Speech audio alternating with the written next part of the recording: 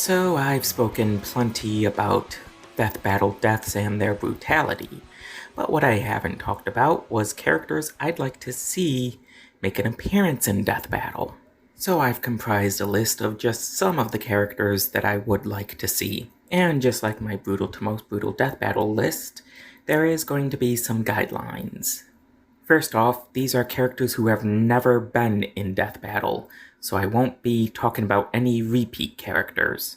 Also, I'm not talking about matchups, this is just individual characters, unless I think there is a good matchup for that particular character that I'm talking about. Lastly, this is all based on my opinion and is not the complete list, so I may do a part 2. So with that out of the way, let's get into it. Of the many Dragon Ball characters that we've gotten to see, I'm surprised Cell has not been one of them. Especially considering that both Boo and Frieza have already had their battles. And they wouldn't even have to start him out in his first form and make him have to try and absorb 17 and 18 mid-battle. They can have him just start out in his perfect form. And no, similar aesthetics is not a very good connection. Even facing another character who also copies abilities would be a better connection. It just would really be cool to see Cell finally get his chance. How is it that in 11 seasons, we've only seen one Sailor Moon character, and it's not even the frickin' title character? Honestly, any of the Sailor Guardians would be cool to see, but definitely Sailor Moon. And of course, there'd be plenty of great matchups for her, and I'm not opening that can of worms. But characters like Star Butterfly or Saint Seiya would be perfect matchups for her.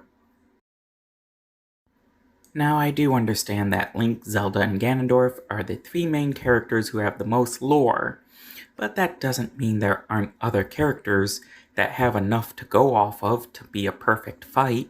Characters such as Demise, Zant, or Girahim. In fact, I think Girahim and Haku would be a great matchup, two characters who are loyal weapons to other characters.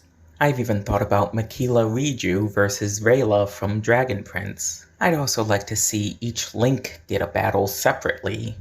So like a battle for the Hero of Winds, Hero of Legend, Hero of Time, Hero of Wild, that sort of thing, kind of like what they've done with Mega Man. Okay, now please stay with me on this one, but I really would like to see Orochimaru in a death battle.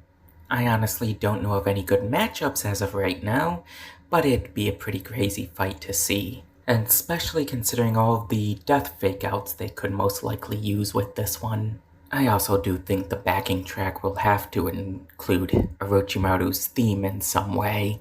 And honestly, Itachi also deserves to have a death battle. And seeing as we've already had Jiraiya, why not have all three Sannin get in, and give a matchup to Tsunade as well?